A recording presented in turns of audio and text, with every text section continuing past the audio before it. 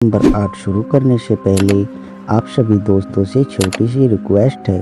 आप हमारे चैनल पे पहली बार कहानी सुन रहे हैं, हमारे यूट्यूब चैनल को सब्सक्राइब ज़रूर कर ले और साथ में जो बेल आइकन का ऑप्शन आता है उसे ऑल पे सिलेक्ट ज़रूर कर ले ताकि इसका अगला भाग भी आपको सुनने के लिए मिले। दोस्तों, कहानी अच्छी लगे तो लाइक करें, कमेंट करें और अपने दोस्तों में शेयर करें। सुनते रहिए हमारे साथ चुड़ैल के बच्चे का भाग नंबर 8। स्वामी केशवदास जी और बाकी सभी भी उसी दिशा में जा रहे हैं जिधर वो सभी हैं। कुछ ही देर में वो सभी वहां पहुंच जाते हैं और देखते हैं कि अनीस वहां पर मरा हुआ पड़ा है और उसके सामने अनवर एक त्रिशूल लिए खड़ा है जिस पर अनीस का रक्त भी लगा हुआ है। पीहू इस नज़ारे को देखती है तो खुश हो जाती है और दौड़कर उसे अपने गले लगा लेती है और कहती है, शुक्र है मेरा बच्चा बिल्कुल ठीक है। बाकी सभी भी इस नज़ारे को देखकर बहुत प्रसन्न हो जाते हैं। अब अनवर आगे आता है और स्वामी जी को प्रणाम करता है और सभी खुशी घर आ जाते हैं। केशवदास जी को कोई फोन आ जाता है और वो बाहर से ही वापस अपने आश्रम चले जाते हैं। राघव घर आकर अनवर से पूछता है कि उसने इतने शक्तिशाली शैतान को मारा कैसे। अनवर बताता है, वो तो मुझे जान से मारकर मेरा खून पीने ही वाला था, लेकिन तभी मेरी नज़र वहाँ से कुछ दूर रखे हुए त्रिशूल पर चली गई तो मैं दौड़कर वहाँ गया और उसे उठाकर अनीस के सीने में मार दिया। अब सभी को सारी बात जानकर तसल्ली होती है और पीहू अब पूजा को कहती है, जाओ बेटा थोड़ी देर अनवर के साथ उसके रूम में जाकर बातें कर लो, फिर वही तुम्हें छोड़ आएगा। जब तक उसे भी अच्छा लगेगा तुम्हारे साथ बैठकर। अब पूजा भी अनवर के साथ उसके कमरे में चली जाती है और उसके साथ बैठ जाती है। वो अनवर से पूछती है, तुम ठीक हो ना?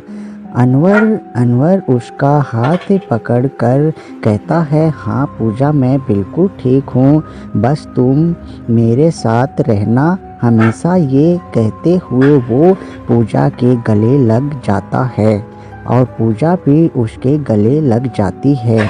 अब कुछ देर बाद बातें करके दोनों नीचे आते हैं और पूजा अपने घर जाने लगती है कि तभी पीहू उसे रोकते हुए कहती है, रुको बेटा, सुबह के 4 बजे हैं, इतनी सुबह अकेले जाना ठीक नहीं है।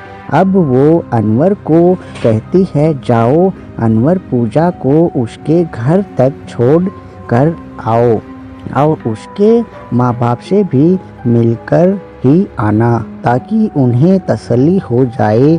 अनवर कहता है, ठीक है माँ, मैं चाहता हूँ। पूजा और अनवर दोनों गाड़ी में जा रहे हैं और साथ ही एक दूसरे से बातें भी कर रहे हैं। दोनों ही एक दूसरे में खोए हुए हैं और एक दूसरे से बातें करते हुए वो पूजा के घर पहुंच जाते हैं।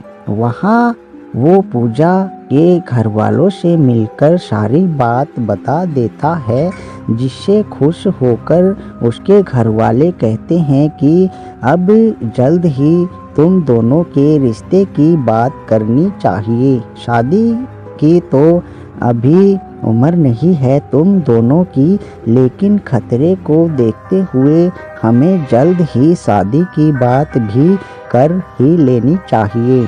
अब पूजा के पापा अनवर से कहते हैं कि कल ही हम तुम्हारे घर तुम्हारे माँ बाप से मिलने आ रहे हैं और फिर रिश्ते की भी बात कर लेंगे। ये सुनकर पूजा की खुशी का ठिकाना नहीं रहता है और वो शर्मा कर अपने कमरे में चली जाती है। अनवर भी अब उन सबसे मिलकर उनके पैर छूता है और आशीर्वाद लेकर वापस आता है।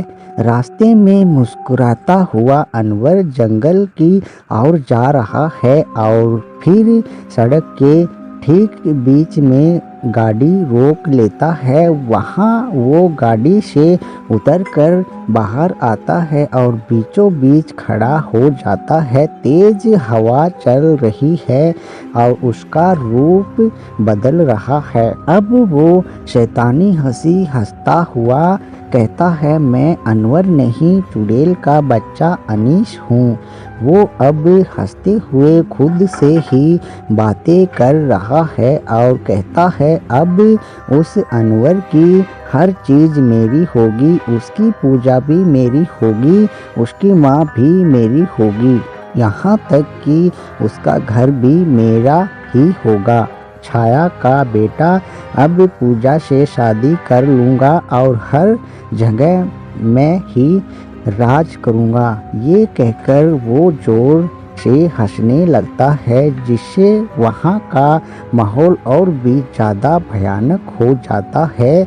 अनीस इस समय बहुत भयानक हो चुका है। हर तरफ दिन में भी अंधेरा फैल गया है। चुड़ैल का बच्चा निकल पड़ा है एक तबाही की ओर। दोस्तों, मैं मिलता हूँ इस कहानी के अगले भाग में। तब तक के लिए इस भाग को कीजिए एंजॉय और मुझे दीजिए इजाज़त। दोस्तों, आप सभी दोस्तों से छोटी सी रिक्वेस्ट है, आप हमारे चैनल पे पहली बार कहानी सुन रहे थे तो हमारे यूट्यूब चैनल को सब्सक्राइब जरूर कर लें और ऑल बेल आइकन को ज़रूर दबा लें, ताकि इस कहानी का अगला भाग भी आपको सुनने के लिए मिले और आप हमसे हमेशा के लिए जुड़े रहें और आपको एक से एक बढ़ के कहानी सुनने के लिए मिलती रहे। तो दोस्तों, मैं फिर मिलता हूँ इस कहानी के अगले भाग में। तब तक के लिए इस भाग को कीजिए एंजॉय और मुझे